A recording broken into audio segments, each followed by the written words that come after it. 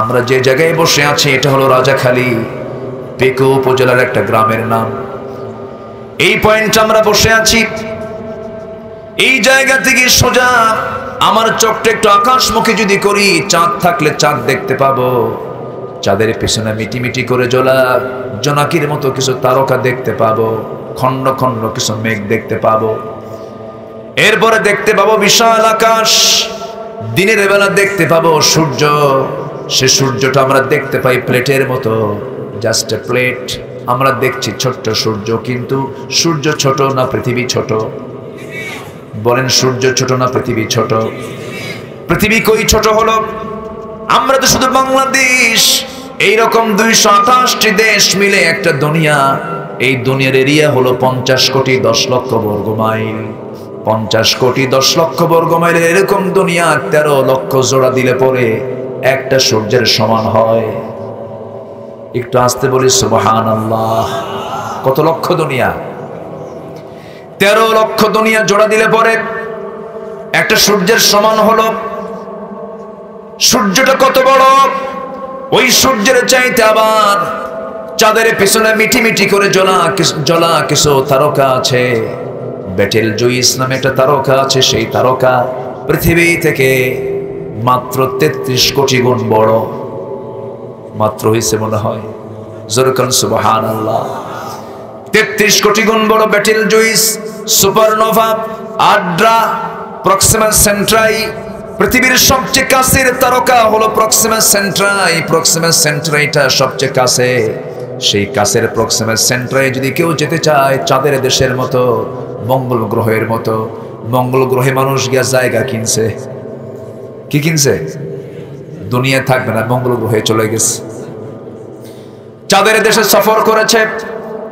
এরকম করে যদি কোনো আদম সন্তান বলে আমি একটু প্রক্সিমা সেন্ট্রাই যাব, পৃথিবীর সবচেয়ে নিকটবর্তী তারকার দেশে যাব, যদি কেউ যেতে চায়, বর্তমান দুনিয়ার সবচেয়ে দ্রুতগামী নভোযান হলো অ্যাপোলো 11, যার ঘন্টার গতি, পার আওয়ার গতি হলো 39,000 কিলোমিটার। 39,000 কিলোমিটার। এই ঘন্টার গতিবেগে যদি কেউ রওনা দিয়ে দেয় সেই নভোযানে চড়ে, সেই পৃথিবীর সবচেয়ে নিকটবর্তী তারকার দেশে তারা যেতে সময় লেগে যাবে 1,15,000 বছর মাত্র। যাবেন কারা কারা? হাত তোলেন তো দেখি। সম্ভব? আসতে বলে সম্ভব। কেউ কি যেতে পারবো আমরা? তাহলে আল্লাহ তো বহু দূর, কেমনে ভালোবাসবেন আপনি? কি কষ্ট পাচ্ছেন নাকি আপনারা? আমার ভাইয়েরা, সেই তারকা কত দূর! আবার এরকম তারকা একটা দুইটা নয়। আল্লাহ তাআলা এই তারকা এক একটা গ্যালাক্সির মধ্যে রেখে দিয়েছেন 50 বিলিয়ন তারকা। 1 বিলিয়ন সমান 100 কোটি। 100 কোটি এরকম 50 বিলিয়ন তারকা আল্লাহ তাআলা এক একটা গ্যালাক্সির মধ্যে রেখে দিয়েছেন। মহাশূন্যে সব যুগ ঘুরতেছে, পরিভ্রমণ করছে। কুল্লুন ফি ফালাকিন ইয়াসবাহুন। নির্দিষ্ট কক্ষপথে তারা পরিভ্রমণ করছে। এই গেল মহাশূন্যের কথা। এরপরে বিশাল আকাশ। এই বিশাল আকাশের উপরে আরেকটা মহাশূন্য আছে। এরপরে আরেকটা বিশাল আকাশ। এরপরে আকাশ, এরপরে মহাশূন্য, এরপরে আকাশ, এরপরে মহাশূন্য। 7টা সামাওয়াত, 7 আকাশ পেরিয়ে, সিদরাতুল মুনতাহা পেরিয়ে আমার আল্লাহ তাআলার আরশে আজিম, আর রহমান আলাল আরশি ইস্তাওয়া। আমার আল্লাহ তাআলার আরশে আজিম সমাসীন, সেখানে তিনি আছেন। সেখান থেকে তিনি সব কিছু মনিটরিং করছেন। কি মনিটরিং? তার সূক্ষ্ম মনিটরিং। এই যে ক্যামেরা আমাকে দেখতে পাচ্ছে, আমি ক্যামেরাকে দেখতে পাচ্ছি, সব অটো রেকর্ড হয়ে যাচ্ছে। মানুষের সামান্য বুদ্ধি দিয়ে যদি ক্যামেরা তার সমস্ত রেকর্ড করে নিতে পারে, আল্লাহর ক্যামেরা মনে হয় খুবই দুর্বল। আসতে বলবেন না, খুবই দুর্বল না খুবই মজবুত। আল্লাহ বলছেন, বান্দারে আমি তো তোর এমন রব, তোর বাড়িতে যে গাছ লাগিয়েছিস, তেঁতুল গাছ। কি গাছ? তেঁতুল গাছের পাতা কত বড়! হ্যাঁ, ঝিরিঝিরি পাতা। وَيَعْلَمُ مَا فِي الْبَرِّ وَالْبَحْرِ وَمَا تَسْقُطُ مِنْ وَرَقَةٍ إِلَّا يَعْلَمُهَا وَرَقَةٌ। তোমার তেঁতুল গাছের পাতা, তুমি গাছ লাগিয়েছো, তোমার চালের উপরে তেঁতুল গাছের পাতাগুলো, ঝিরিঝিরি পাতাগুলো পড়তেছে, তুমি তেঁতুল গাছ লাগিয়েছো বটে, কিন্তু সেই তেঁতুল গাছের পাতাটা কোনটা আগে পড়লো কোনটা পরে পড়লো আমি আল্লাহ তা জেনে যাই। যেরকম সুবহানাল্লাহ। তেঁতুল গাছের পাতার খবর যদি আমি আল্লাহ জানি, ও যুবক, রঙিন চশমার ফাঁক দিয়া তুমি কোন মহিলার দিকে চায়া থাকো, আল্লাহ মনে হয় দেখে না? আস্তে কয় দেখে কি না? দেখে। আল্লাহ আছেন ওই জায়গায়, কিন্তু এলেন তার সব জায়গায় আছে না নাই? সব জায়গায় তিনি সব দেখেন, সব শোনেন, সব জানেন। এই জন্য আমরা সবচেয়ে বড় সাক্ষী আমরা আল্লাহকে বানাবো। এই পৃথিবীতে আমার যত বন্ধু বান্ধব, আমরা মনে করি আমার বাপ আপন কে বলেছে, আমার সন্তান আপন কে বলেছে, আমার বউ আপন কে বলেছে, আমার আত্মীয় স্বজন আপন কে বলেছে। না না, 24 ঘন্টা আমাকে কেউ সার্ভিস দেয় না। আমার 24 ঘন্টা যিনি সার্ভিস দেন, আমার সঙ্গে থাকেন, তিনি আমার কে? আরো জোরে বলুন কে? এই যে বসে আছে এখানে আমার সঙ্গে কে আছেন? আসতে বলবেন না কে আছেন? লা তাহজান ইন্নাল্লাহা মা'না। আল্লাহ আমার সাথে আছেন। কেমন করে তিনি আছেন? আল্লাহ তাআলা আমার সবকিছু খবর রাখতেছেন, সব দেখতেছেন। 24 ঘন্টা তিনি আমার জন্য সবকিছু নিয়োজিত রেখেছেন। আমার খাবারটা কে যোগান দেন? এখানে বসে বসে আছি না খাবারও খাচ্ছি? বলেন, আমরা কি এমনি বসে বসে আছি? খাবার খাচ্ছি না? আসতে বলেন, খাবার খাচ্ছি না? খাবার খাই দুই ভাবে, একটা হলো নাক দিয়া খায়, আরেকটা কি মুখ দিয়া খায়। মুখের খাবার ধান লাগাতে হয়, চাল বানাতে হয়, কত কি করতে হয়, কিন্তু নাকের খাবারটার জন্য কিছু বানানোর প্রয়োজন হয় না। নাকের ডগায় আমার আল্লাহ খাবারটা তুলে দেন। যেরকম সুবহানাল্লাহ। কোন খাবার বেশি জরুরি? কোনটা? নাকেরটা না মুখেরটা? অনেকে কে আল্লাহ আমারে কেমনে খাওয়ায়, নাকটা চেপে ধরবেন। নাকটা কি করবেন? চেপে ধরবেন। নাকের খাবারটা কত জরুরি। আল্লাহ তাআলা ফ্রি করে দিয়েছেন। আল্লাহ তাআলা অক্সিজেনকে ফ্রি করেছেন, সূর্যকে ফ্রি করে দিয়েছেন। আল্লাহ সবকিছু ম্যানেজ করে দিয়েছেন। বান্দা, তোর মাথা থেকে পা পর্যন্ত সম্পূর্ণ অবদানটা আমার। তোর কিডনি আমি চালাই, তোর লিভারটা আমি চালাই, তোর লাংসটা আমি চালাই, তোর চোখটা আমি চালাই। আমার ভাইয়েরা, প্রত্যেকটা পার্টস সব আল্লাহ চালাচ্ছেন। মঞ্জু ভাইকে কিছুক্ষণ আগে বললাম, ভাই চোখটা ব্যথা করতেছে, কেমন যেন কি যেন হয়ে গেল, কি টেনশন শুরু হয়ে গেছে। এই চোখের মধ্যে আল্লাহ তাআলা অয়েন্টমেন্ট রেখে দিয়েছেন, মলম রেখে দিয়েছেন। চোখের মধ্যে মলম আছে না নাই? ঘুম থেকে উঠে সকালবেলা চোখের কোনায় কি লাগে? ওগুলি মলম। যেরকম সুবহানাল্লাহ। আবার চোখে কোনো ধুলাবালি পড়লে পরে আল্লাহ তাআলা সঙ্গে সঙ্গে মেশিনে সেট করে দিয়েছেন। পিছন দিকে মেশিন অটোমেটিক চালু হয়ে যায়, পানি বের হয়ে যায়। এই চোখের পানি আর সাধারণ ড্রিঙ্কিং ওয়াটার কখনো সমান নয়। এই চোখের পানির মধ্যে কিছু রয়েছে শ্লেষা, কিছু রয়েছে লবণ, কিছু রয়েছে ইলেকট্রোলাইটের জটিল মিশ্রণ। সুন্দর করে চোখের পানি আল্লাহ তাআলা সেট করে দিয়ে বলছেন, বান্দারে, তোর চক্ষুটা নিয়ে মার পেট থেকে এসেছিস, মৃত্যু পর্যন্ত তোর চক্ষুটা আমি আল্লাহ নিজ কুদরতে হেফাজতে রাখি। যেরকম সুবহানাল্লাহ। কার অবদান? আমার বন্ধুকে। চোখ দিয়ে দেখি আমরা, কিন্তু চালানকে। কিডনির সুবিধা পাই আমরা, কিন্তু কিডনি চালানকে। আমার ভাইয়েরা, এই পেকুয়াই তো কোন একটা অফিসে ঢুকলাম কোন দিন যেন, একজন কর্মকর্তা, মনে হয় ব্যাংক কর্মকর্তা, বললেন, হুজুর আমার কিডনিটা অচল হয়ে গেছে, দোয়া করবেন, কিডনি নষ্ট হয়ে গেছে। এই বলেই তিনি হু করে কেঁদে ফেললেন। আমার ভাইয়ের, এক একটা পার্টসের কত দাম, অসুস্থ হলে টের পাওয়া যায়। কোটি কোটি টাকার মালিক, কিন্তু কিডনি দুইটা নষ্ট, কোনো লাভ নাই। কার অবদান? কার অবদান? আল্লাহর অবদান। দুইটা কিডনি আল্লাহ তাআলা সুন্দর করে সেট করে দিয়েছেন। যাদের কিডনি নষ্ট হয়, সপ্তাহে একদিন করে তাদের ডায়ালিসিস করতে হয়। ডায়ালিসিস মেশিনের সামনে যেতে হয়, সব রক্তগুলো শরীর থেকে বের করে নিয়ে ডায়ালিসিস করে আবার দেহের মধ্যে ঢুকায় দেয়। কি পরিমাণ কষ্ট, কি পরিমাণ অসুবিধা। আল্লাহ তাআলা সেই ডায়ালিসিস করার জন্য দুনিয়ার ডায়ালিসিস মানুষ বানিয়েছে যার ওজন হলো 100 কেজি করে। আর আল্লাহ তাআলা আমার আপনার যে ডায়ালিসিস করার জন্য যে কিডনি দিয়েছেন, যার ওজন মাত্র হলো 200 গ্রাম। কেউ তো সুবহানাল্লাহ বললেন না। জোরে বলুন সুবহানাল্লাহ। কে দিয়েছেন? আস্তে বলবেন না, কে দিয়েছেন?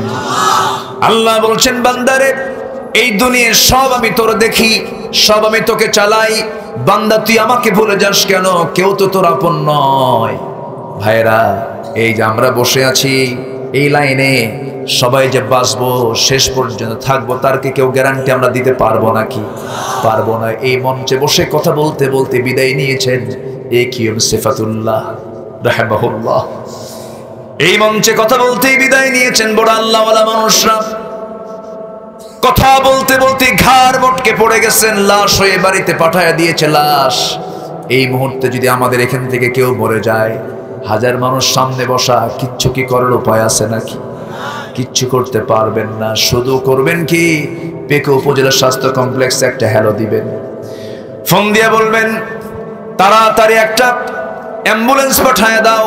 অ্যাম্বুলেন্সটা চলে আসবে, অ্যাম্বুলেন্স আমার দেহটা নিয়া, সবাই ধরে একটু চোখের পানি ফেলে ফেলে কাঁদবেন।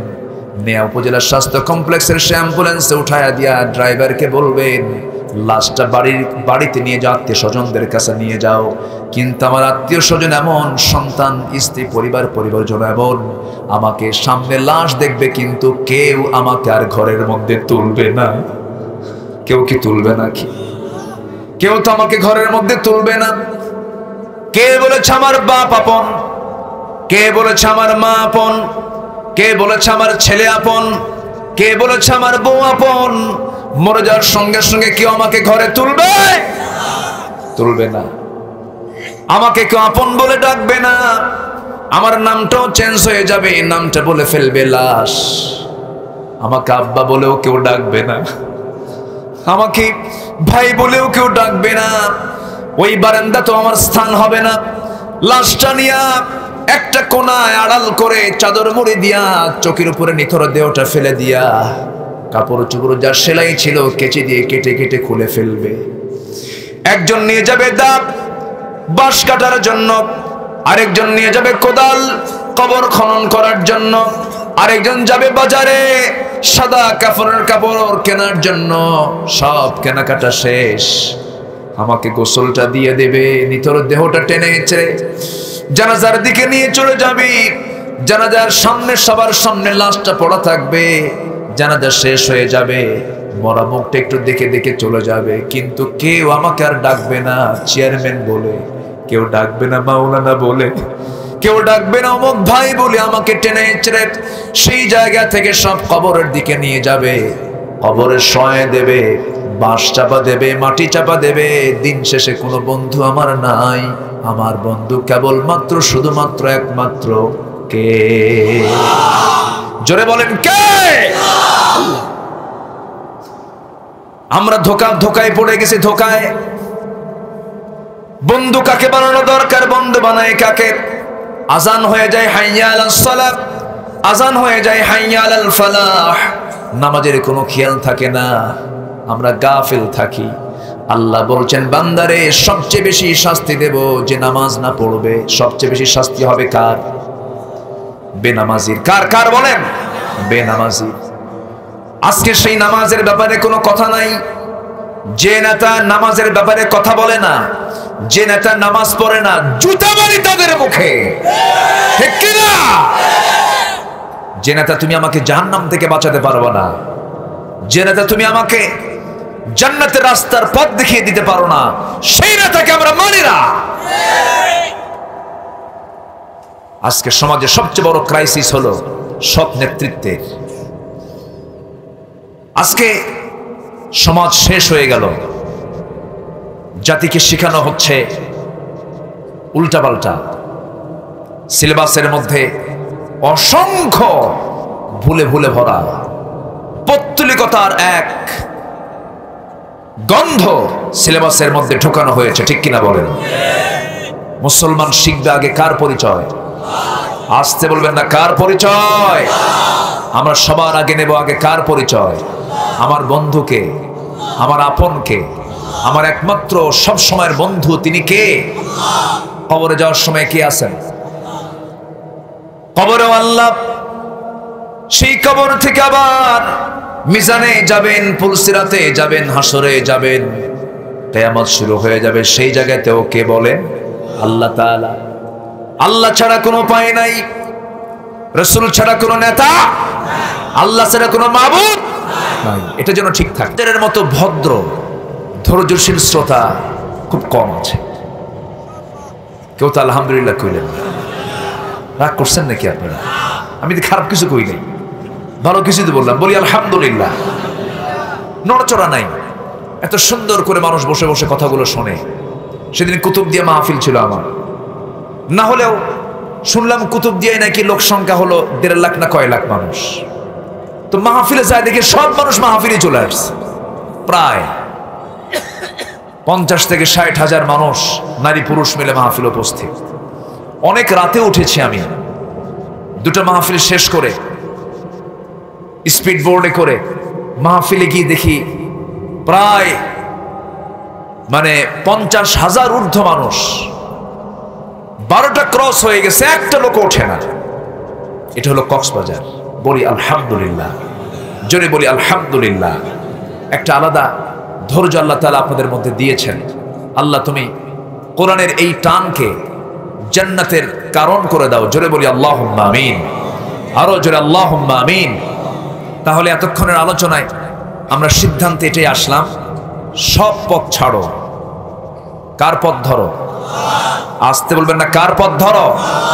আল্লাহর পথ ধরবো আমরা। এক জায়গায় না সব জায়গায়? সব জায়গায়।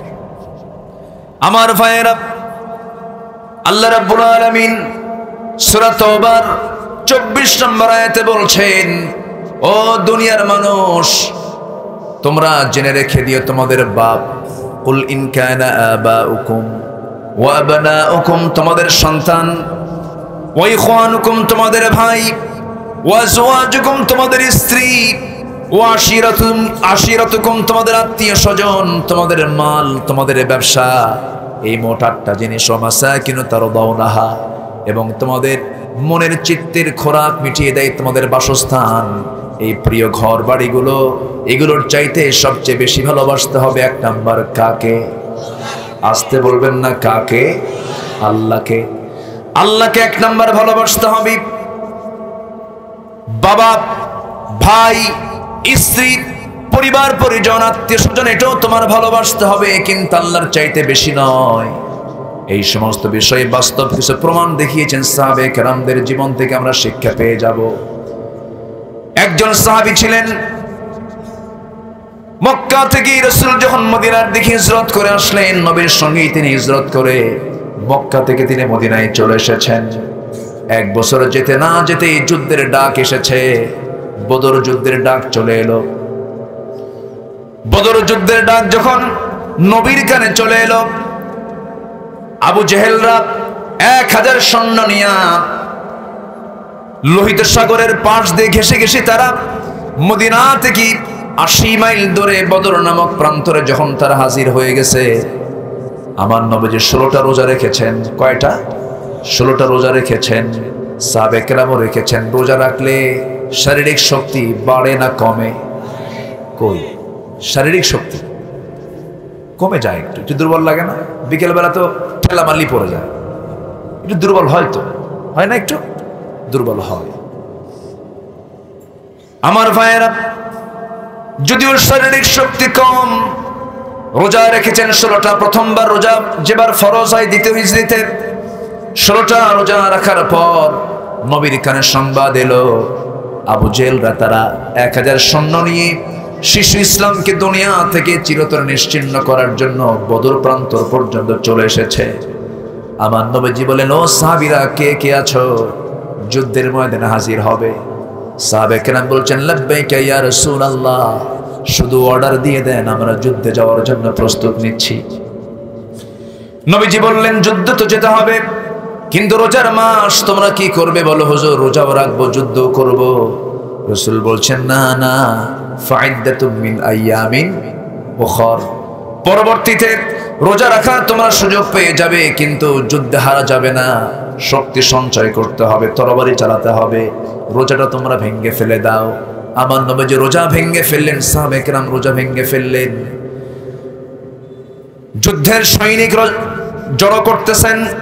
সৈনিক কারা কারা যুদ্ধে অংশগ্রহণ করবে সংখ্যা বেশি হয় না, সৈনিকের সংকট চরম, অস্ত্রের সংকট চরম, ঘোড়ার সংকট চরম।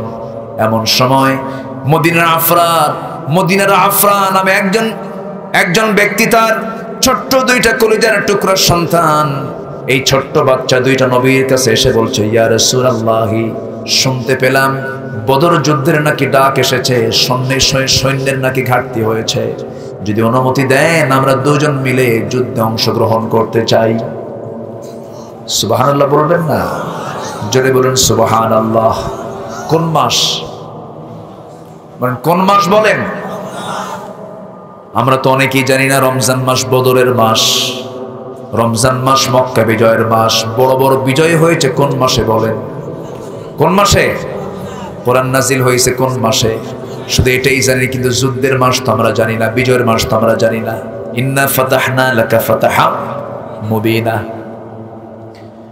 আমার ভাইয়েরা, এই ছোট্ট ছেলে দুইটা যখন নবীর সামনে গেল, নবীজি মুস্কি মুস্কি হাসি মেরে বলছেন, সাহাবী, ও ছোট্ট দুইটা বাচ্চা, তোমরা যুদ্ধে যাবে, তরবারি ধরবে কেমনে? বাহুবল নাই, পারমিশন দেওয়া যাবে না।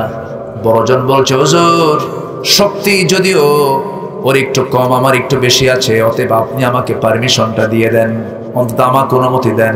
ছোটজন বলে, হুজুর, ও মিথ্যা কথা বলে, ও শুধু লম্বা বেশি, গায়ের শক্তি আমার বেশি।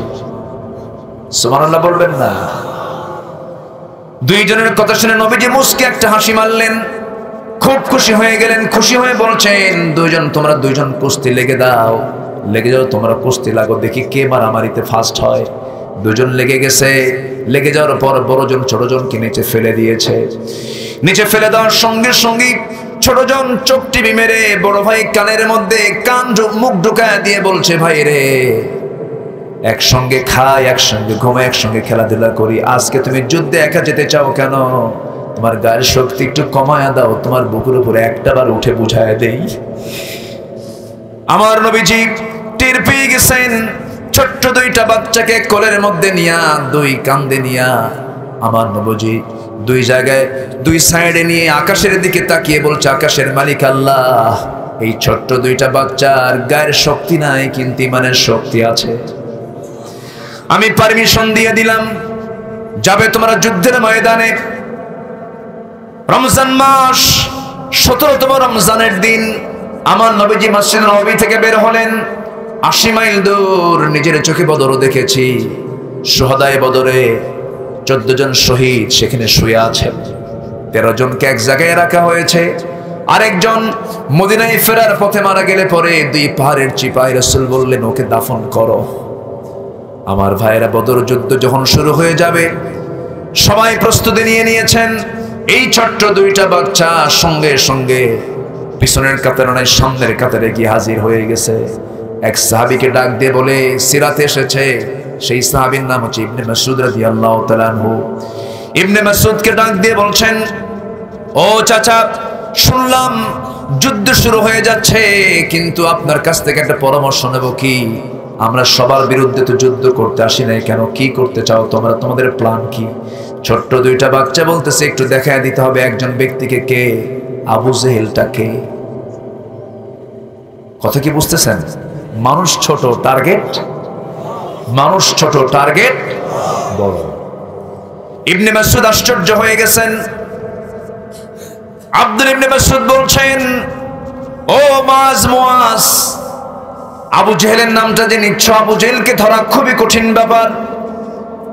সে হলো কাফেরদের নেতা, কুরাইশদের লিডার। চতুর্দিকে তাকে সেনাবাহিনী, তার লোকজন তাকে পাহারা দিচ্ছে। ছোট্ট দুইটা বাচ্চা বলতেছে, এত কিছু বলার দরকার নাই, শুধু চেনায় দেন, খাইয়া ফালাম। আল্লাহু আকবার বলবেন না? চেনায় দেন। বিজয়ের জন্য কি শক্তি দরকার না ইমান দরকার? কি দরকার? না। মুআজের কথা শুনে ইবনে মাসউদ বলছেন, এত রাগ কেন? এত রাগ করতেছো কেন? আবু জেহেল শুধু টার্গেট কেন? কি কারণ আবু জেহেলের প্রতি এত রাগ কেন তোমাদের? ছোট্ট দুইটা বাচ্চা এবার কেঁদে কেঁদে বলছো, চাচা, শুনেছি আবু জেহেলটা নাকি রাসূলকে খুব কষ্ট দিয়েছে। এটাই হলো রাসূলের ভালোবাসা। রাসূলকে নাকি খুব মেরেছে, রক্তাক্ত করেছে, দেশ থেকে বিতাড়িত করেছে, বের করে দিয়েছে, ঘর থেকে বের করে দিয়েছে, হত্যার অর্ডার দিয়েছে। আব্বার কাছ থেকে শুনেছি সেই আবু জেহেলকে আমরা দুনিয়াতে বেঁচিয়ে রাখবো না, মেরে ফেলে দেব। এই সিদ্ধান্ত শোনার সঙ্গে সঙ্গে ইবনে মাসউদ বলছেন, দেখো ওই যে ঘোড়ার পিঠে বসে আছে, দুই দিকে দুই পা ফেলে দিয়া, দুই দিকে দুটা পা ছেড়ে দিয়ে বসে আছে, চতুর্দিকে তাকে পাহারা দিচ্ছে। এই কথা শোনার সঙ্গে, এই দৃশ্য দেখার সঙ্গে সঙ্গে আবু জেহেলকে চেনার সঙ্গে সঙ্গে যেতে দেরি হলো না। সিংহের মতো গর্জন দিয়া, বাজ পাখির মতো উড়ন্ত হয়ে দৌড়ে দৌড়ে চলে গেছে। কাফেররা টের পায় না এটা কোন গ্রুপের লোক। ছোট্ট মানুষ, বগলের তলে পড়ে থাকে, ঘাড়ের তলে পড়ে থাকে, দুই পাশে দুই পা ছেড়ে দিয়ে ঘোড়ার উপরে বসে আছে আবু জেহেল। দুই পাশে ছোট্ট দুইটা বাচ্চা তরবারি নিয়ে দাঁড়ায় আছে, ছোট্ট তরবারি। দুজন পজিশন ঠিক করে নিয়া আল্লাহু আকবার আওয়াজ দিয়া সজরে যখন আঘাত করেছে, দুইজন দুইটা পায়ে যখন আঘাত করেছে, ইতিহাস লিখছে ওই যে ছোট্ট দুইটা বাচ্চার তরবারির আঘাতে ওই যে পায়ে আঘাত পেয়ে আবু জেহেল ধরসই হয়ে জমিনে পড়ে গেছে। আবু জেহেল আর কোমর সোজা করে আর কখনো দাঁড়াতে পারে নাই। জোরে বলি আল্লাহু আকবার, আরো জোরে বলি আল্লাহু আকবার। আমার ভাইরা, কিন্তু ফলাফল কি হলো? আবু জেহেল জমিনে লুটিয়ে পড়ল। বড় ভাই মুআজকে ধরে ফেললো, ধরে ফেলে তরবারির আঘাতে পিছন দিক থেকে একজন এসে তার ডান হাতে মেরে দিল। ডান হাতটা চামড়ার সঙ্গে ঝুলতে লাগলো। বাম হাতে চট করে তরবারি উঠায় নিলেন, সনসন করে পড়ে যাওয়া তরবারি আবার বাম হাতে তুলে নিয়ে যুদ্ধ চালাতে লাগলেন। কিন্তু ডান হাতের চামড়ার সঙ্গে ঝুলন্ত হাতটা সে বাম হাতে বারবার ধাক্কা খাচ্ছে। তরবারি চালাতে কষ্ট হচ্ছে, অসুবিধা হচ্ছে মনে করে ঝুলন্ত ডান হাতটা বাম পারে তলে রেখে এমন জোরে টান মারলেন, হাতটা ছিটকে পড়ে গেছে। বাম হাতে যুদ্ধ চালালেন, বাম হাতে যুদ্ধ করতে করতে বাম হাতও কেটে ফেলে দিয়েছে, তরবারি পড়ে গেছে, দুটা হাত নাই, যুদ্ধ করবেন কেমনে? ইতিমের মতো সামনে দাঁড়ায় আছে। এক পর্যায়ে কাফেররা গর্দানটা উড়ায় দিয়েছে। দুনিয়া থেকে বড় ভাই দুনিয়া থেকে বিদায় নিলেন, আর গোটা দুনিয়ার সমস্ত মুসলমানকে বুঝাইয়া দিলেন রাসূলকে ভালোবাসতে গিয়ে, আল্লাহকে ভালোবাসতে গিয়ে, আল্লাহর জমিনে দিন কায়েম করতে গিয়ে হাসতে হাসতে আল্লাহর পথে জীবনটা এমন করেই দিতে হয়। জোরে বলে সুবহানাল্লাহ, আরো জোরে সুবহানাল্লাহ। আমার ভাইয়েরা, সেই বদর প্রান্তরে যুদ্ধ চলতেছে। উবাইদ ইবনুল জাররাহ রাদিয়াল্লাহু তাআলা আনহু সামনে দেখতে পেলেন নিজের জন্মদানকারী পিতা জাররাহ সামনে দাঁড়ানো, তরবারি হাতে নিয়েছেন। বাবাকে লক্ষ্য করে ভাবলেন, না না, বাপকে আমি কেমন করে মারি। তরবারিটা গোটায় নিলেন, কোষবদ্ধ করলেন, ইউটার্ন হয়ে ফিরে আসতেছেন। মনে মনে ভাবতেছেন, আরে এই বাবার কোলে আমি ছোট্ট থেকে বড় হয়েছি, আমি কেমন করে আঘাত করব? আমি না না, আঘাত করব না। কিন্তু পরক্ষণেই ভাবতেছেন, আমার জন্মদানকারী পিতা হতে পারে, কিন্তু সে তো আমার আল্লাহর দুশমন, আমার নবীর দুশমন, ইসলামের দুশমন, মুসলমানদের দুশমন। এই কথা চিন্তা করে বাপকে বাপ না মনে করে আবার তিনি তরবারিটা কোষমুক্ত করলেন। বাবার সামনে গিয়ে দাঁড়ালেন। বাবার সামনে দাঁড়ায়া তরবারির এক আঘাতে বাপকে বাপ না মনে করে, শিরকের প্রতীক মনে করে গর্দান বরাবর তরবারি হাঁকায়া দিলেন। মস্তকটা ছিটকে পড়ে গেল। সাহাবীদের মধ্যে সবে আল্লাহু আকবার ধ্বনিতে আকাশ বাতাস উচ্চকিত করে ফেলল। নিজের হাতে নিজের বাপকে দুনিয়া থেকে বিদায় করলেন। মুসলমানদের বিজয় হয়ে গেছে। মুসলমানদের বিজয় যখন নিশ্চিত হয়ে গেছে, সবার মুখে আনন্দ, কিন্তু ওবায়দার কান্না থামে না, ওবায়দার কান্না থামে না। রাসূল বলছেন, ও সাহাবীরা, আমার ওবায়দা কান্নাকাটি করে কেন? কি হয়েছে হুজুর? ওবায়দার বাপ মারা গেছে যুদ্ধে আজকে। রাসূল বলছেন, ওবায়দার বাপকে তোমরা কে মেরেছো? কে মেরেছে বলো? হুজুর, আমরা কেউ মারি নাই, ওবায়দা নিজেই তার বাপকে দুনিয়া থেকে বিদায় করে দিয়েছে। রাসূল সঙ্গে সঙ্গে বলছেন, ওবায়দা রে, আমার দিকে চলে আয়, আমার বুকের মধ্যে আয়, আল্লাহর 8টা জান্নাত তোর জন্য অপেক্ষা করতেছে। বাপ প্রিয় না আল্লাহ প্রিয়? ভাই প্রিয় না আল্লাহ প্রিয়? পৃথিবীর সকল কিছুর চাইতে বেশি ভালোবাসবো আমরা কাকে? উহুদের ময়দানে সবচেয়ে বেশি রক্তাক্ত হয়েছেন মুহাম্মদ সাল্লাল্লাহু আলাইহি ওয়াসাল্লাম। সবচেয়ে বেশি রক্ত ঝরিয়েছেন আমার নবীজি।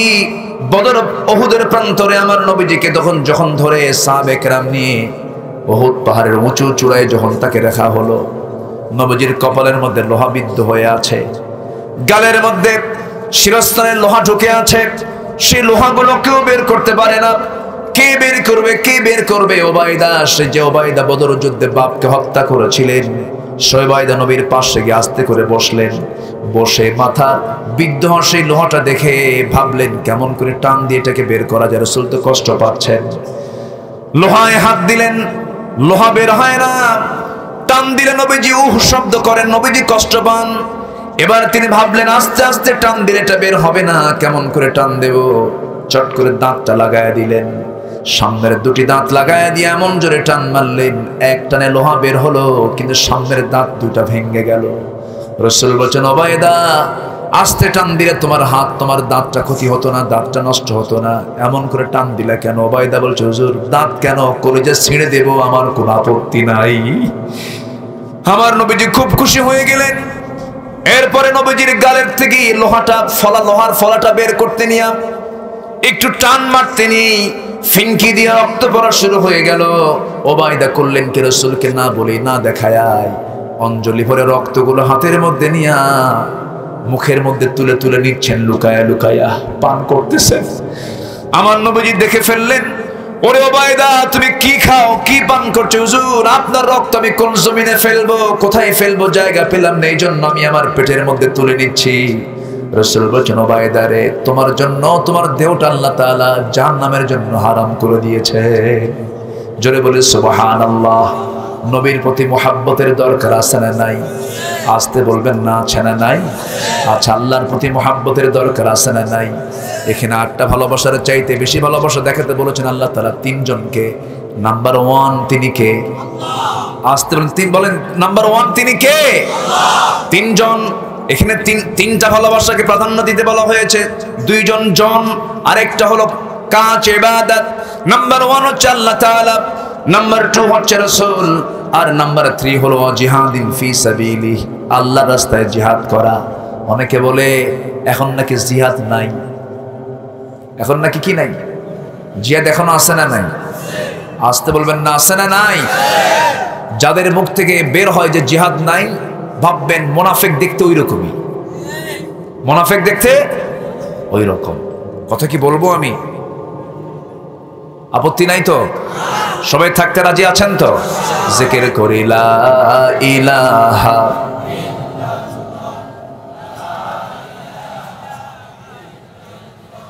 আরো জোরে লা ইলাহা,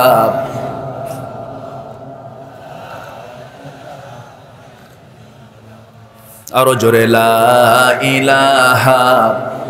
মাইকলা আওয়াজ বাড়ান, আওয়াজ বাড়ান, আমার কানে কোনো আওয়াজ নাই। লা ইলাহা, কি মাইক এটা? আরো জোরে লা ইলাহা, লা ইলাহা ইল্লাল্লাহু মুহাম্মাদুর রাসূলুল্লাহ সাল্লাল্লাহু। জিহাদ নাকি নাই? জঙ্গিবাদ ইসলামে নেই, সন্ত্রাসের কোন স্থান ইসলামে নাই, কিন্তু জিহাদ আছে না নাই? আসতে বলবেন না, জিহাদ আছে না নাই? জিহাদকে মুনাফিকরা সহ্য করতে পারে না। মুনাফিকরা নামাজ পড়ে, নামাজ পড়ে না? নামাজ পড়ে ইমামের পেছনে, আর নেতা মানে বেনামাজিকে। আমার নবীর সময় কিছু মুনাফিক ছিল, নামাজ পড়তো নবীর পিছনে, নেতৃত্ববান আবু জেহেলদের। সেই জাতীয় মুনাফিক এখনো আছে না? এখনো আছে, এখনো আছে। নারে তাকবীর স্লোগান নাকি দলীয় স্লোগান, এই স্লোগান নাকি সবাই দিতে পারবে না। নারে তাকবীর স্লোগান যদি দলীয় হয়, তাহলে আজানও তো দলীয় আজান। কি আজান দলীয় না? ওদের বক্তব্য তো আজানও তাহলে দলীয় হয়ে গেল। নামাজের মধ্যে আল্লাহু আকবার আছে না নাই? নামাজও দলীয়, সেই দলই তো করা দরকার। আসতে কোন কেন? যদি নারায়ে তাকবীরের স্লোগান যদি নির্দিষ্ট দলীয় স্লোগান হয়, তাহলে আজান দলীয়, নামাজ দলীয়, জানাজাও দলীয়। জানাজা আল্লাহু আকবার আছে না নাই? নামাজে আছে না নাই? আজানে আছে, নামাজে আছে, রুকুতে আছে, সেজদায় আছে, গরু কুরবানি দিতে আছে না নাই? আল্লাহর নাম ছাড়া কোনো কিছু হবে? হবে? হবে না। যারা বলে নারায়ে তাকবীরের স্লোগান সবার দেওয়া যাবে না, এটা নির্দিষ্ট দলীয় স্লোগান, তাহলে ওদের জানাজা কোন দল কি দিয়ে দিবেন? একজন উত্তর দিছে, হ্যাঁ, ওদের জানাজা না দিয়া সোজা কুকুর, বিড়াল, সিগারের মতো বিদায় করা দরকার বেদবদের। বাতিলদের মোকাবেলা করার দরকার আছে না নাই? মুনাফিকদের ব্যাপারে আমরা সহজ হব না কঠিন হব? সহজ না কঠিন? ওয়াগুলুযু আলাইহিম ওয়া হুম জাহান্নাম। রাসূলকে বলা হয়েছে মুনাফিকদের ব্যাপারে কোনো আপোষ করা যাবে না। ওই সমস্ত মুনাফিকদের মোকাবেলা করতে রাজি আছেন কারা কারা? একটু হাত উঁচু করে দেখান।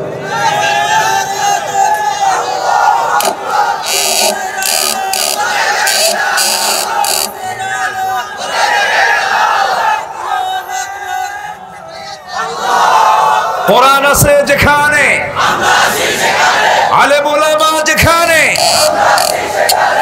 নারায়ে তাকবীর।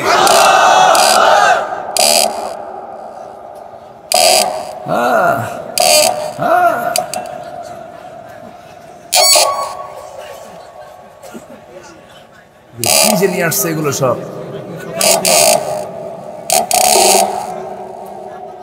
আমি নিচে নামতে নামতে আর পারলাম না, নিচে নামতে নামতে দেখি আর হচ্ছেই না।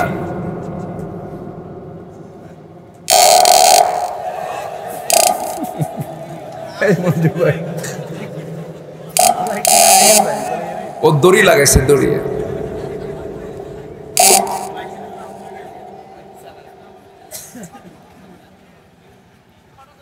না।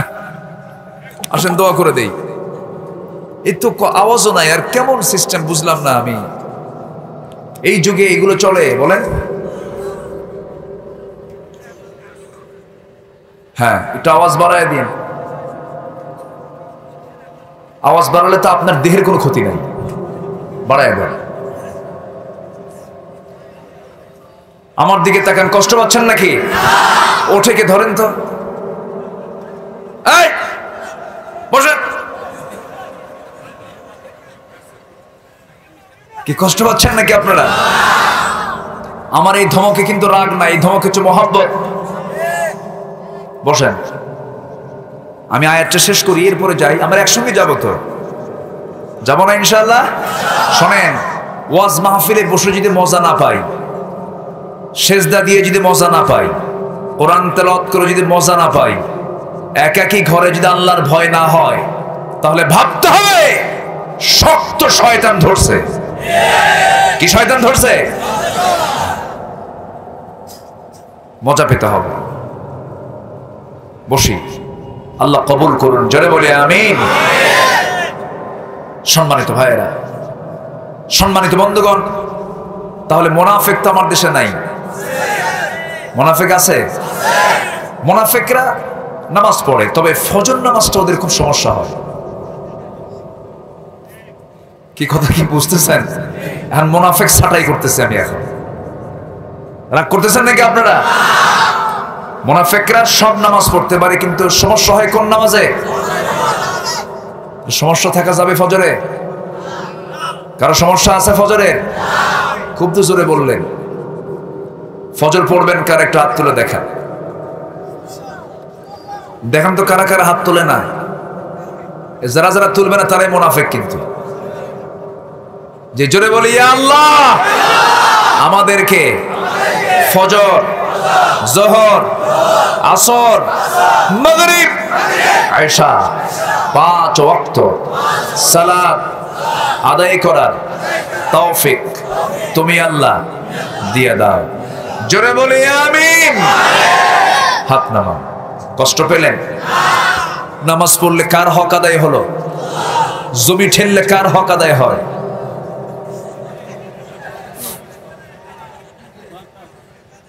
বান্দার হক আদায় হয় না নষ্ট হয়? নষ্ট হয়। কোনো হক নষ্ট করব না আমরা, জোরে বলি ইনশাআল্লাহ। নামাজ হবে কয় ওয়াক্ত? 5 ওয়াক্ত নামাজ। নামাজ মুনাফিকরা 5 ওয়াক্ত পড়তে পারে না। মুনাফিকদের নামাজ নষ্ট হয়ে যায়। মুনাফিকরা পড়তে পারে না ফজর নামাজ। আমার নবীজির একজন সাহাবীর কাছে মুনাফিকদের তালিকা ছিল, নবীর পিছনে তারা নামাজও পড়েছে। নবীর বক্তব্য শুনে চোখের পানিতে তাদের গালগুলো ভিজে গেছে। নামাজ পড়তো 5 ওয়াক্ত, মাঝে মাঝে বাদ দিত, ফজর পড়তে গাফলামি করত। ওমরে ফারুক রাদিয়াল্লাহু তাআলা একদিন রাসূল যাকে দায়িত্ব দিয়েছেন, যার কাছে মুনাফিকদের তালিকা রেখেছেন, তার কাছে গিয়ে কেঁদে কেঁদে বলছেন, ভাই তোমার কাছে তো মুনাফিকদের তালিকা আছে, দেখো তো আমার নামটা ওর মধ্যে আছে কিনা। কি পেরেশান তাদের মধ্যে কাজ করেছে। সাহাবী জবাব দিয়ে বলতেছেন, ভাই ওমর, আপনার ব্যাপারে রাসূল বলেছেন ওমর তো জান্নাতি, যেরকম সুবহানাল্লাহ। ওমর ফারুক কেঁদে কেঁদে বলছেন, ভাই আমার কেমন যেন সন্দেহ হয়, আমার নামটা ওই জায়গায় আছে কিনা। ওমরের মতো মানুষের যদি এমনটা সন্দেহ হতে পারে, আমরা এখানে যারা বসে আছি একটু ভাবার দরকার আছে না নাই? আচ্ছা, মিথ্যা কথা বলা মুনাফিকের লক্ষণ, ওয়াদা ভঙ্গ করা মুনাফিকের লক্ষণ, আমানতের খেয়ানত করা মুনাফিকের লক্ষণ, মুখ থেকে বাজে কথা বলা মুনাফিকের লক্ষণ। এই লক্ষণ বুঝি আমাদের মধ্যে নাই। আংশিক পুরোপুরি না থাকলে আংশিক কিছু থাকতেও পারে। চেঞ্জ করার দরকার আছে না নাই? চেঞ্জ করতে হবে। চেঞ্জ করার জন্যই তো আল্লাহ তাআলা কোরআনটা দিয়েছেন। আল্লাহর কাছে মাফ চাওয়ার জন্য তওবার রাস্তাও আছে না নাই? ইস্তেগফারটাও আছে না নাই? ইস্তেগফার করব, তওবা করব, আল্লাহর কাছে মাফ চেয়ে নেব। আল্লাহ বলছেন, বান্দারে মাফ করার জন্য আমি তো সর্বক্ষণ প্রস্তুত। তুই আমার দিকে 1 হাত আগাবি, আমি তোর দিকে 10 হাত আগাবো। তুই আমার দিকে হেঁটে হেঁটে আসবি, আমি তোর দিকে দৌড়ে দৌড়ে চলে যাব, আমি তোকে মাফ করে দেব। এই জন্য বান্দার সবচেয়ে প্রিয় কাজ আল্লাহর কাছে হলো, বান্দা যখন সেজদায় পড়ে যায় আল্লাহ তখন অস্থির হয়ে যান। এই জন্য আমরা জীবনে 1 ওয়াক্ত নামাজ আর কেউ ছেড়ে দেব। সবচেয়ে বেশি শাস্তি হবে কি কি কি বাদ দিলে পরে বলেন? নামাজ বাদ দিলে পরে। যদিও দুনিয়াতে এই নামাজের শাস্তি আল্লাহ তাআলা লঘু করে দিয়েছেন, কিন্তু মৃত্যুর পরে প্রথম হিসাব হবে কি নিয়ে বলেন? নামাজ নিয়ে হিসাব হবে। এই জন্য নামাজটাকে আমরা কখনো ছেড়ে দেব না, নামাজ আমরা আদায় করব। আল্লাহ তাআলা বলছেন, ফাখালাফা মিন বা'দিহিম খালফুন আদাউস সালাহ ওয়াত্তাবাউশ শাহাওয়াতি ফাসাউফা ইয়ালকাউনা গায়্যা। যারা নামাজকে নষ্ট করবে, নফসের যারা দাসত্ব করবে, আমি আল্লাহ তাআলা তাকে জাহান্নামের খাই নামক গর্তের মধ্যে ঢুকাবো।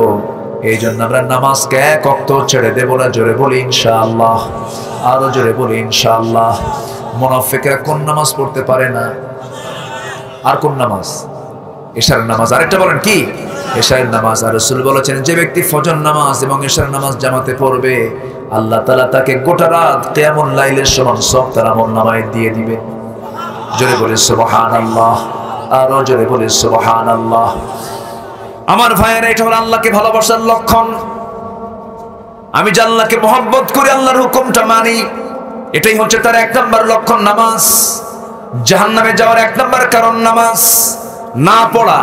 মা সালাকাকুম ফি সাকার ক্বালু লাম নাকু মিনাল মুসাল্লিন ওয়া লাম নাকু নুতঈমুল মিসকিন وكنا نخوض مع الخائضين وكنا نكذب بيوم الدين حتى أتانا اليقين جلبون الله أكبر জাহান্নামে যাবার 1 নম্বর কারণ হলো নামাজ না পড়া।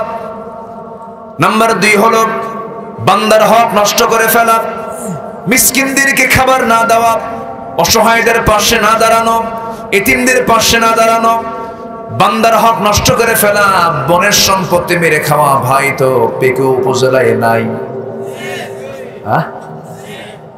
মেয়ের সম্পত্তি ছেলেকে লিখে দেওয়া বাপ মনে হয় পেকুয়া উপজেলায় নাই, আছে আছে না?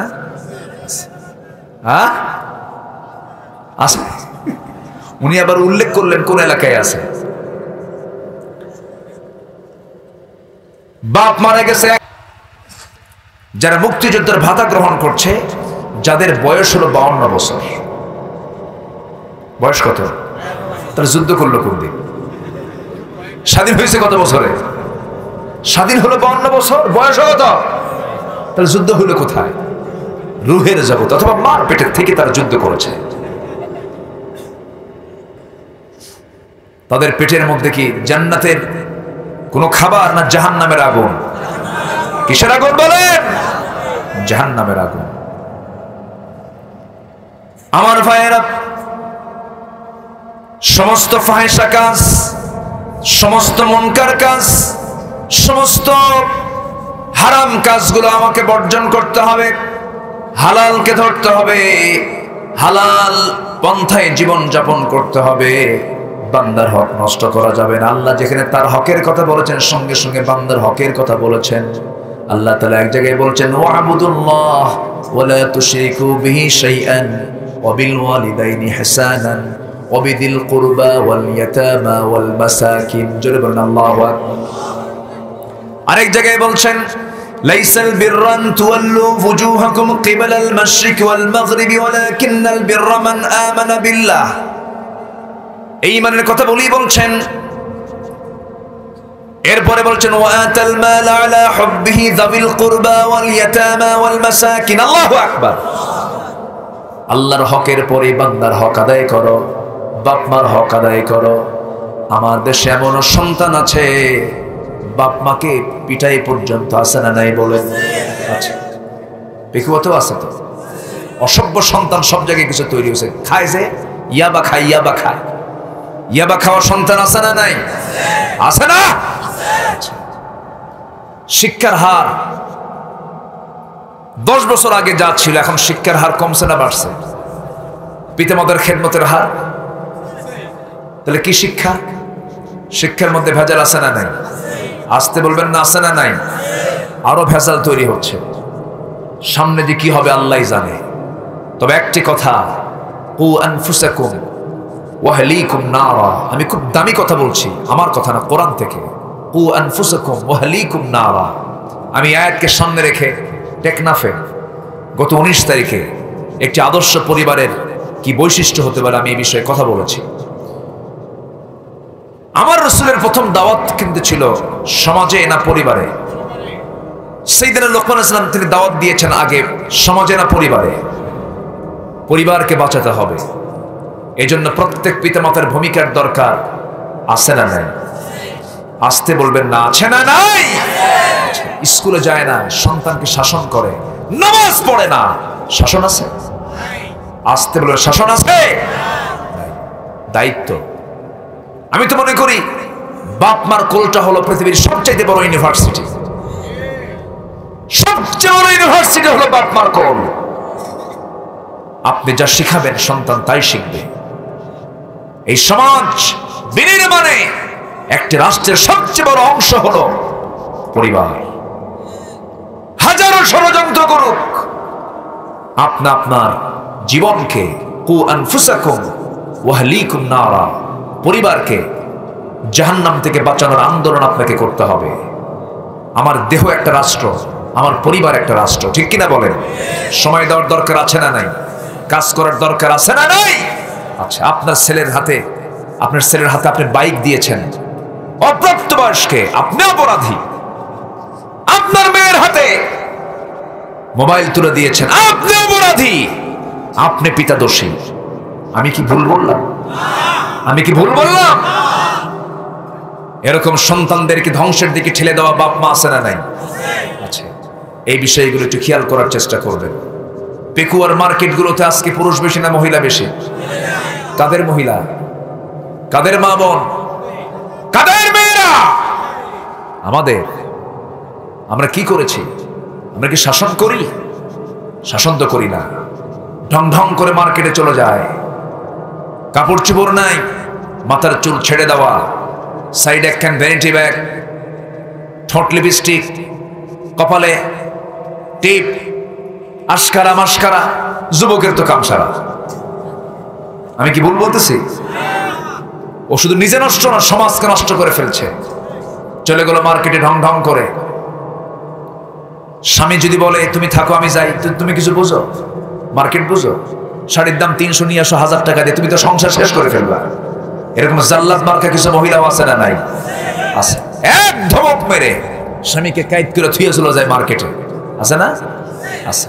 দোকানদারের সামনে গিয়ে স্বামীর সামনে ঝাঁকি মেরে কথা কইছে। দোকানদারের সামনে যখন বলতেছে ভাইয়া একটা শাড়ি দেখানো যাবে কি, মানে এত সুন্দর ভাষা, মনে হয় এরকম ভাষার পৃথিবীর কেউ জানে না। দোকানদার তো ভাষা শুনে একদম মহারোগে আক্রান্ত। কি মহারোগে আক্রান্ত? শাড়ি একখান বের করে নিজের গায়ে শাড়িটা ঝুলায় দিয়ে বলে আপা এই শাড়ি কিন্তু আপনাকে দারুণ মানাবে। ওটা আরেক বদমাইশ। আমি কি ভুল বলছি? এটি কি অবাস্তব না বাস্তব? এই নোংরামি পারিবারিক শাসন ছাড়া বন্ধ হবে না। পারিবারিক শাসনের দরকার আছে না নাই? আচ্ছা, নিজের দেহকে আগে সাজাই। আমার চোখ কেউ কন্ট্রোল করবে না, আমাকে কন্ট্রোল করতে হবে। আমার হাত কেউ কন্ট্রোল করবে না, আমাকে কন্ট্রোল করতে হবে। আমার পা কেউ কন্ট্রোল করবে না, আমাকে কন্ট্রোল করতে হবে। আমার পরিবারকে কেউ কন্ট্রোল করবে না, আমাকে কন্ট্রোল করতে হবে। আপনি আগে অন্যকে দোষ দিয়ে লাভ নাই, নিজেকে আগে সচেতন হতে হবে। ইমানদার অচেতন হবে না, ইমানদার কি হবে? সচেতন। মোবাইল দিয়ে রাখছেন, আপনার মেয়ে ভালো হবে কেমনে? কি আমার কথা কি বুঝতেছেন? কেমনে ভালো হবে? আমার নবীজি পরিবারকে নিয়ে সবসময় ভাবতেন। সাহাবায়ে কেরামকে পরিবারের কথা বলেছেন। রাসূল ছোট্ট ছোট্ট বাচ্চাদের সাথে ঘন্টা পরে ঘন্টা সময় দিয়েছেন। যেরকম সুবহানাল্লাহ। এরকম অনেক বাপ আছে সন্তানদের কোনো খোঁজ খবরই রাখে না, আছে না নাই? আছে না নাই? আছে। অনেক মা আছে সন্তানদের আদব আখলাক শেখায় না, সে বড় হয়ে কি হবে? এই জন্য পরিবারকে সময় দিতে হবে। প্রত্যেক পিতাকে সচেতন থাকতে হবে, প্রত্যেক মাতাকে সচেতন থাকতে হবে। আমার মা, আপনি যদি ভালো হয়ে যান আপনার সন্তানটা ভালো হয়ে যাবে। আমার মা, আপনার জন্য জান্নাতটা খুব সহজ ছিল। আমাকে বলা হয়েছে হুজুর মেয়েদেরকে একটু পর্দার ব্যাপারে বলবেন। মেয়েদের গায়ের পর্দা না থাকলে দরজার পর্দা আছে না নাই? মেয়েদের গায়ের পর্দা না থাকলেও দরজার পর্দা নাই? দরজার পর্দা তো ঠিকই আছে। টেলিভিশনের পর্দা আছে, গায়ের পর্দা নাই। আমার মাদেরকে বলবো মা, আপনার জন্য জান্নাতটা খুব সহজ ছিল, খুব সহজ ছিল। কিন্তু আপনি শুধু একটা ভুল, গায়ের চামড়াটা আপনি বাইরে বের করে মানুষকে দেখিয়ে দিয়েছেন, এই জন্য আপনাকে জাহান্নাম যেতে হবে। 4টা কাজ আপনি করবেন, সহিহ হাদিস। 5 ওয়াক্ত নামাজ, রমজান মাসে রোজা, স্বামীকে একটু দাম দেওয়া, চলা স্বামীর সম্মান দেওয়া। নাম্বার 4 হলো সতীত্বের হেফাজত করে। এই 4টা কাজ করলে আল্লাহ তাআলা আপনার জন্য 8টা জান্নাতের সমস্ত দরজাগুলো খুলে খুলে দিবেন। জোরে বলি সুবহানাল্লাহ। যুবকরা, আজকে মাহফিল আমি লক্ষ্য করে দেখছি, আজকের মাহফিলে যুবকরা বেশি। আলহামদুলিল্লাহ বলেন। যুবকরা বেশি না? দাড়ি পাকা লোক বেশি না দাড়ি কাঁচা লোক বেশি? কাঁচা লোক বলে বেশি, ভালো লক্ষণ এটা। যুবকদেরকে বলতে চাই, যুবকরা কখনো হতাশ হবে না। সমাজ তোমাকে নোংরা বানাবে, ইসলামের লেবাসটাকে গায়ে রাখবে, ইসলামের কৃষ্টি কালচারকে লালন করবে, আজান শুনবে, নামাজে চলে যাবে। আমি তোমাকে 3টা আমল শিখাই দেব আজকে। এই 3টা আমলের মধ্যেও এখানে যে বিষয়টা আমি তুলে ধরেছি এই বিষয়টাও আছে। সবচাইতে বেশি ভালোবাসতে হবে কাকে? সবচেয়ে বেশি ভয় করতে হবে কাকে? এই 3টা বিষয়ের মধ্যে আরেকটা বিষয় হলো, যুবকরা এই 3টা আমল যদি করতে পারো আল্লাহ তোমার রিজিকটা ডাবল করে দিবেন। এত আস্তে সুবহানাল্লাহ বললেন। রিজিকের চিন্তা আমাদের সবচেয়ে কম হয় না বেশি হয়? বেশি হয়। কিন্তু রিজিক দেওয়ার মালিককে। বুদ্ধি অনেক কিন্তু ভাগ পায় না, আছে না? এরকম আছে না? খুব বুদ্ধি কিন্তু ভাগ পায় না। রিজিক কার ফয়সালা বলেন? আল্লাহর ফয়সালা। ও যুবক, আল্লাহ তোমার রিজিকটাকে ডাবল করে দিবেন। এক নাম্বার শর্ত হলো, তিনটা শর্ত। এক নাম্বার শর্ত হলো সবচাইতে বেশি ভালোবাসতে হবে কাকে? আল্লাহকে। নাম্বার 2 হলো তাড়াতাড়ি বিয়ে করো। হ্যাঁ, কেউ কিছু কয় না। ও আসেন দোয়া করি। কেউ কোনো কথা বা বিয়ের কথা বলতেছে তাও তো খুশি হয় না। হ্যাঁ, বিয়ে করবে না তোমরা?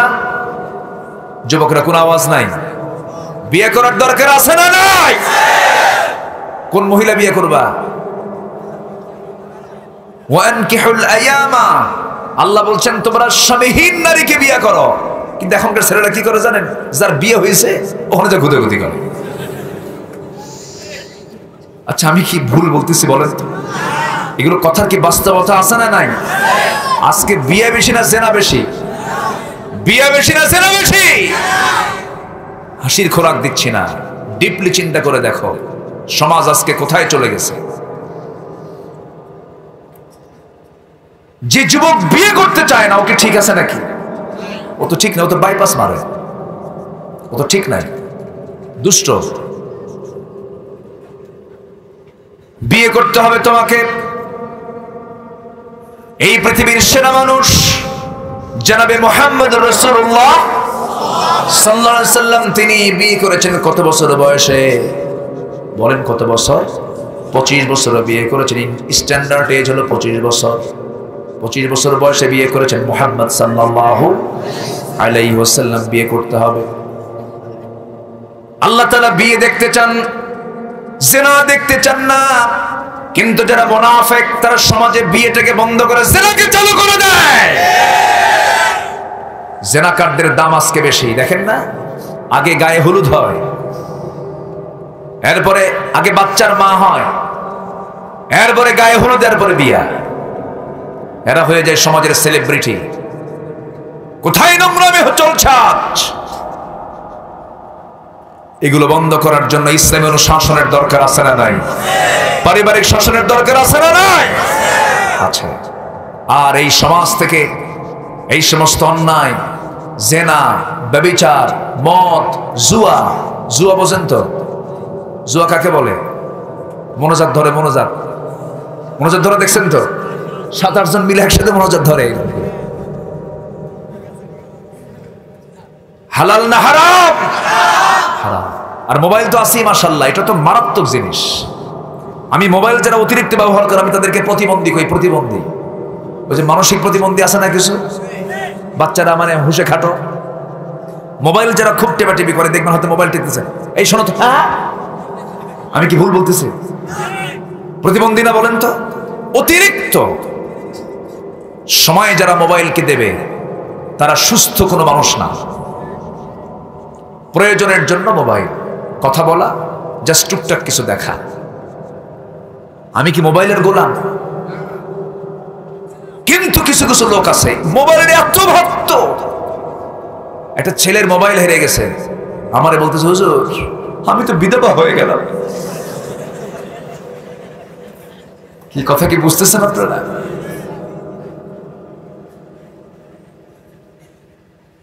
আজকে কোথায় চলে যাচ্ছে?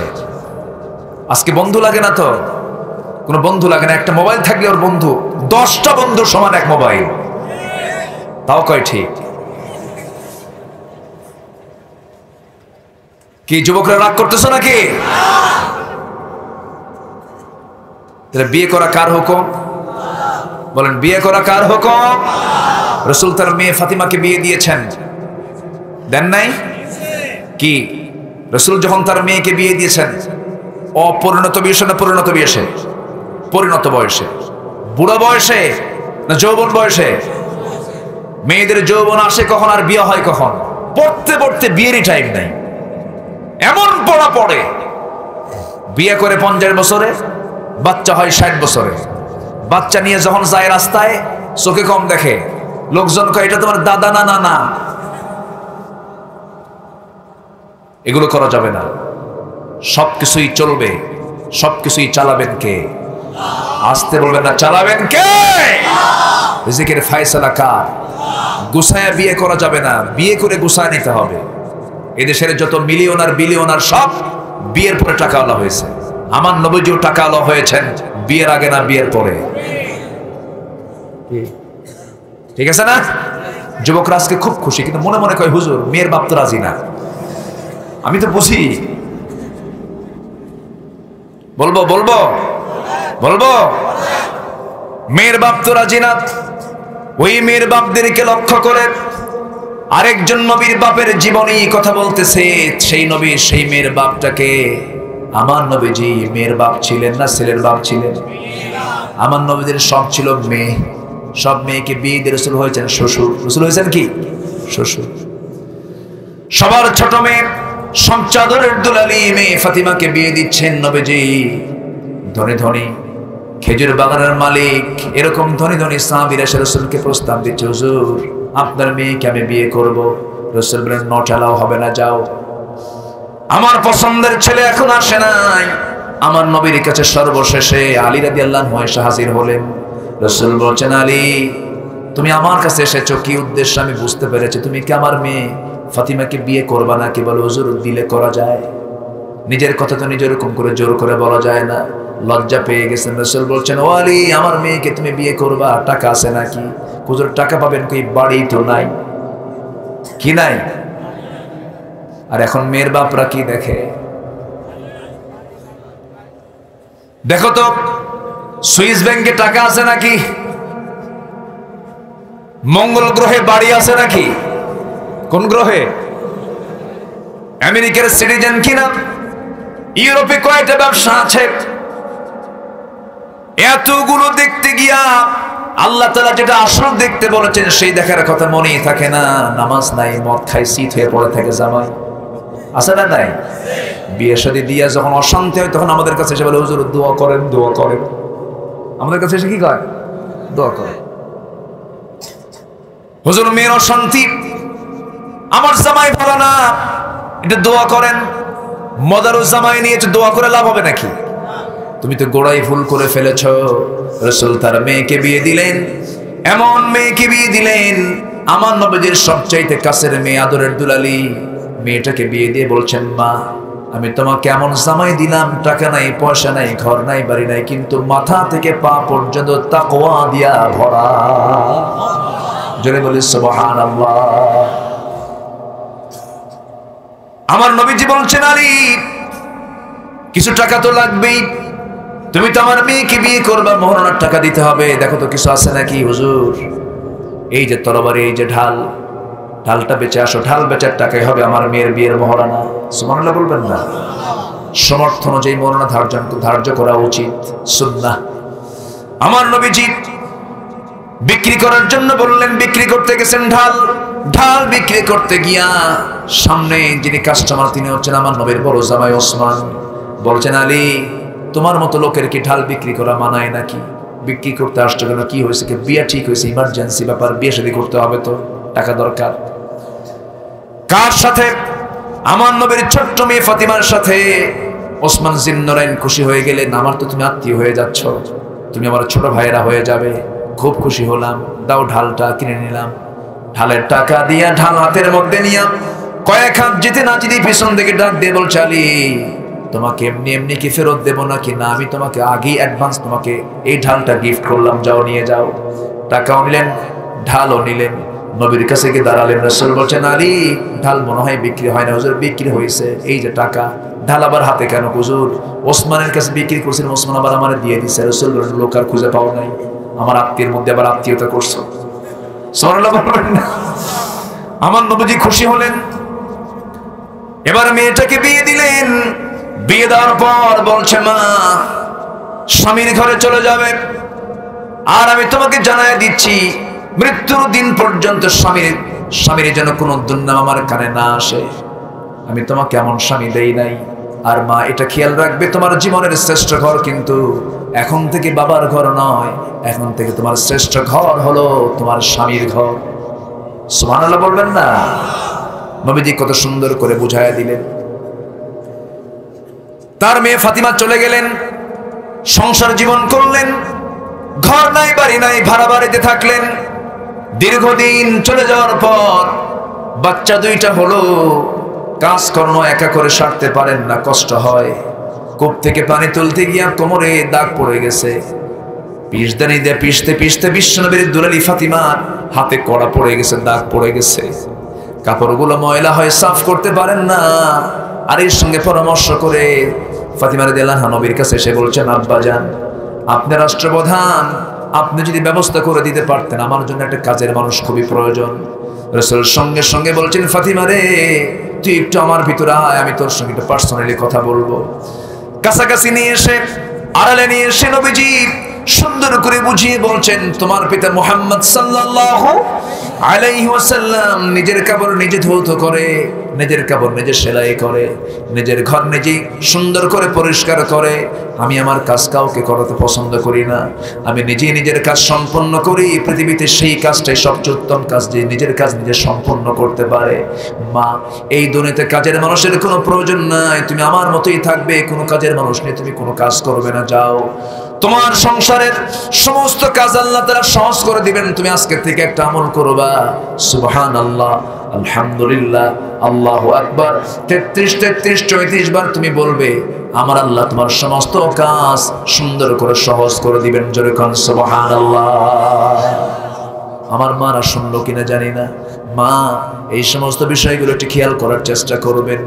পরিবারকে সময় দিবেন, সন্তানদের পেছনে সময় দিবেন, দিন শিখাবেন, কোরআন শিখাবেন। ঘুম থেকে উঠেই প্রথম কাজ হলো কি? তেলাওয়াত করা। কি তেলাওয়াত করা? সন্তান ভালো হয়ে যাবে, আল্লাহ ভালো হয়ে যাবে। আল্লাহ তুমি সবাইকে বুঝার তৌফিক দাও। জোরে বলি আমিন। আজকে আমি আলোচনা করছিলাম সূরা তওবা থেকে। কোন সূরা থেকে বলেন?